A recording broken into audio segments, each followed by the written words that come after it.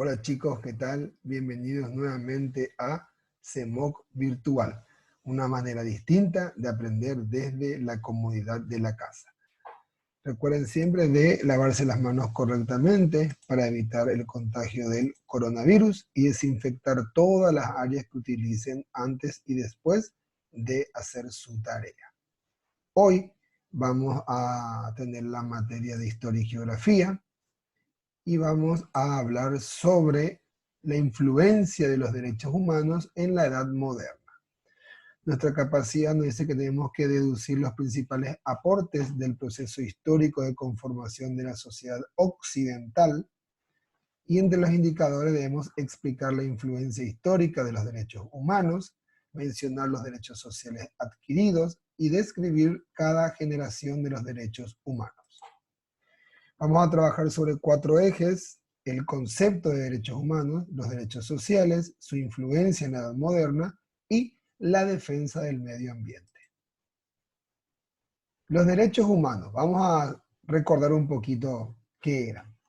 Son derechos inherentes a todos los seres humanos, sin distinción alguna de nacionalidad, lugar de residencia, sexo, origen, religión o cualquier otra condición. Estos derechos humanos se dividen en 3 generaciones. La primera de ellas surgió en el siglo XVIII y tenía como función principal garantizar la participación política de los ciudadanos. Así fue como se iniciaron los derechos humanos. Luego vino una actualización de estos derechos que se la denomina segunda generación. Se actualizaron en el siglo XIX con el fin de garantizar las condiciones de vida digna para todos por igual. Y por último, una vez que se aprobó la Convención General de los Derechos Humanos, se la denomina tercera generación y fue con el fin de promover las relaciones pacíficas y constructivas entre los estados de nuestro mundo. A su vez, se dividen en derechos sociales. Son aquellos derechos que facilitan a los ciudadanos o personas de un país a desarrollarse en condiciones económicas y de acceso a bienes necesarios para una vida digna. Es decir, de que va dirigido a todas las personas que desean tener una vida digna mediante el trabajo. El derecho al trabajo es garantizar a todo habitante un trabajo digno, con el que pueda obtener su propia economía para satisfacer sus necesidades económicas. El trabajo es un derecho universal, por lo tanto no nos pueden negar el derecho a trabajar. Si nosotros queremos trabajar, tenemos todo el derecho amparado por la Declaración Universal de los Derechos Humanos y por la Constitución de poder trabajar libremente. Los derechos complementarios son los derechos dirigidos a complementar la protección del trabajador. O sea que es todo lo que engloba al trabajador, ya sea la familia, la salud del trabajador, su protección laboral, etc. Los derechos humanos han influenciado en la historia jugando un papel fundamental a lo largo de esta, enmarcados en un camino continuo de búsqueda de libertad y de respeto entre las personas. Los derechos universales están contemplados en la ley a través de tratados internacionales y los principios generales, y también a través de otras fuentes de derecho internacional. El derecho humano al medio ambiente.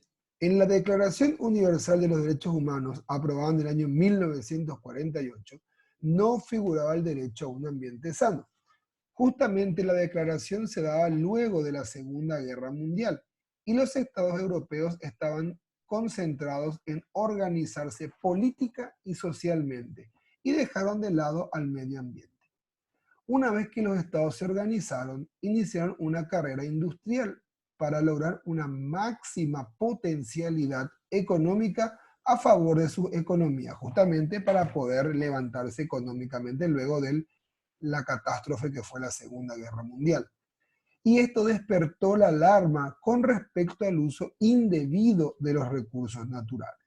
Es por eso que en el año 1972 la ONU creó la NUMA, el Programa de las Naciones Unidas para la Protección del Medio Ambiente, y cuyo objetivo era el de crear conciencia y promover actividades para cuidar el medio ambiente. Desde entonces se han creado movimientos ambientalistas, foros internacionales de manera anual y hasta un proyecto para la disminución del efecto del gas invernadero. El compromiso de todos los gobiernos es buscar el desarrollo sostenible del medio ambiente, el cual se refiere al cuidado de los recursos naturales, controlar el deterioro natural del mismo e imponer sanciones a quienes causen daño. Es decir, de que el medio ambiente fue algo que el ser humano le empezó a importar tarde, cuando ya veía que se estaba viniendo una catástrofe. Justamente el año pasado Australia sufrió uno de los más grandes incendios de la historia, que fue durante casi 4 meses de seguido. Y qué paradoja, ¿no es cierto?, de que ahora con esta pandemia del coronavirus, cuando nos tuvimos que confinar todos en cuarentena, el mundo entero, justamente los niveles de daños a la capa de ozono y el efecto invernadero han reducido drásticamente.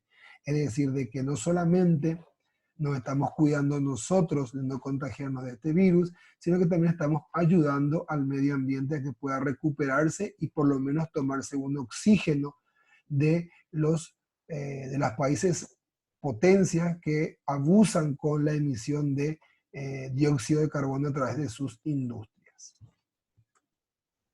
Y esta fue la explicación de la clase de hoy, espero que les haya servido bastante. Vamos a trabajar sobre la página 41 y 42 del libro, vamos a completar 2 cuadros y vamos a responder las preguntas.